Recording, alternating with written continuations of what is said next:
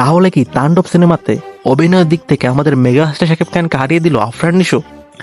আজকে বল প্রতীক্ষিত তাণ্ডব সিনেমা মুক্তির পর থেকে শোনা যাচ্ছে একটা কথা, সেটি হচ্ছে আফরান নিশো নাকি শাকিব খানকে অভিনয়ের দিক থেকে খেয়ে ফেলেছে। সোশ্যাল মিডিয়াতে নিশো ফ্যানরা এটা ট্রেন্ডিং করেছে যে তাণ্ডবে নাকি শাকিব খানকে অভিনয়ের দিক থেকে হারিয়ে দিয়েছে আফরান নিশো, এবং তারা বলছে যে শাকিব খান অভিনয়ের দিক থেকে আফরান নিশো ধারে কাছেও নেই। এইসব বিভিন্ন ধরনের পোস্টের মাধ্যমে সোশ্যাল মিডিয়াতে বর্তমান ট্রেন্ডিং করছে যে শাকিব খানকে খেয়ে ফেলেছে অভিনয়ের দিক থেকে আফরান নিশো।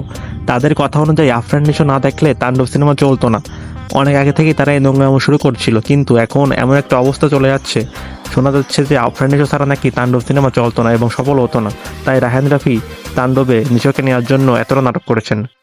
আফরান নিশোর ফ্যানরা এতটা পাগল হয়ে গেছে যে তারা বিভিন্ন পোস্টের মাধ্যমে এতটা ক্রেডিট দিয়ে দিচ্ছেন আফরান নিশোকে, মনে হচ্ছে তাণ্ডব সিনেমাটি শাকিব খানের সিনেমা নয়, এটি আফরান নিশোর সিনেমা। তাই লাস্টে গিয়ে আমি একটা কথাই বলবো যে সাকিবিয়ানদের এখন সময় এসেছে সবার এক হওয়ার এবং সবাই মিলে এদেরকে প্রতিরোধ করার, কারণ তা না হলে সামনে এরা এতটা পার পেয়ে যাবে, আমাদের মেগাস্টারকে পাত্তাই দেবে না, উল্টে এসব আফরান নিশোকে নিয়ে এমন এমন মাথা উঠে নাচাবে, মনে হবে আমাদের মেগাস্টার শাকিব খান কেউই না। আপনাদের এ বিষয়ে কি মতামত অবশ্যই কমেন্টে জানাবেন। ধন্যবাদ।